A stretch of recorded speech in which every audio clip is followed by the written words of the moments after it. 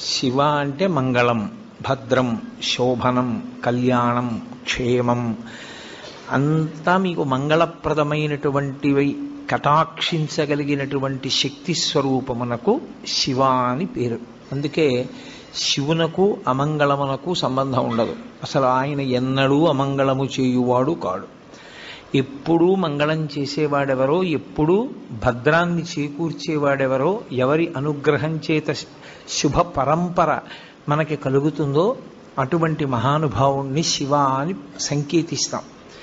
శివునకు ఒక రూపము కాదు. యథార్థమునకు అసలు పరమేశ్వరుడికి ఒక రూపం ఉంటే కదూ, కోటేశ్వరరావు అంటే ఏదో ఒక రూపంతో ఉంటాడు. పరమేశ్వరుడికి అలా ఒక రూపం ఉండదు.